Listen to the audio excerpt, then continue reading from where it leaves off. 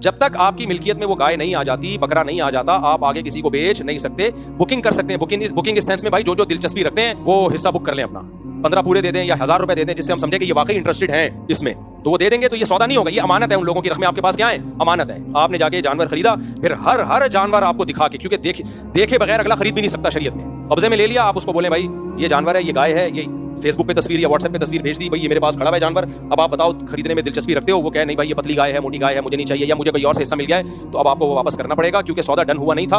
अब अगर आप कहते हो ये तो मेरा नुकसान है, मैं अब ये गाय किसको पहनाऊं, तो कोई बात नहीं, कारोबार में फायदा भी होता है और बोलो नुकसान भी। मैंने ये काम 8-10 साल किया है, लेकिन बता के किया कि बिजनेस कर रहा हूं, फी सबीलिल्लाह नहीं कर रहा। उसमें लड़कों को कहा हुआ था कि कोई भी जानवर जब आता है, लोगों को आपने दिखाना है, दिखाने के बाद उनको पूरा राइट देना है, लोगों से कहना है ये आपकी गाय है, इसमें एक हिस्सा 15,000 का आपने पैसे एडवांस दे दिए, लेकिन ये हिस्सा 15,000 का है, हम बेच रहे हैं, लेना है लो, अगर नहीं लेना तो पूरे 15 हम आपको वापस करने के लिए तैयार हैं, और लेने के बाद ये हिस्सा आपका होगा। क्या मतलब, गाय अगर मर गई तो एक हिस्सा है, तो 7वां हिस्से का नुकसान आपका होगा, हमारा नहीं होगा, क्योंकि बिकने के बाद अब इसका रिस्क कौन उठाएगा?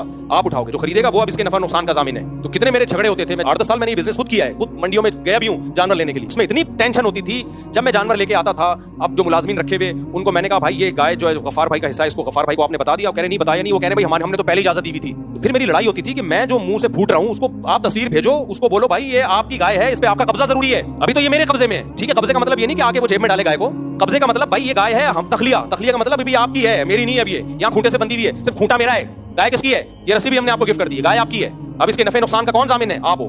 हर गाय के हर हिस्से में ये टेंशन उठाता था मैं। तो लड़के बेजार हो जाते थे यार, उन लोगों को दिलचस्पी नहीं। मैंने कहा भाई किसी को दिलचस्पी हो या ना हो, शरई तौर पर इसको हलाल करने के लिए ये जरूरी है कि आप उसको गाय दिखाएं, उसके बाद बोले वो नहीं देख रहा, उसका कोई नुमाइंदा देखे। और नुमाइंदे आप खुद नहीं हो सकते कि मैं आप ही का नुमाइंदा बनकर कब्जा कर रहा हूं। जो बेचने वाला है वो खरीदार का नुमाइंदा नहीं बन सकता। भाई आप किसी और को नुमाइंदा बना लो, वो आपकी तरफ से गाय देख ले और डन कर दे। आप अमेरिका में आप नहीं आ सकते।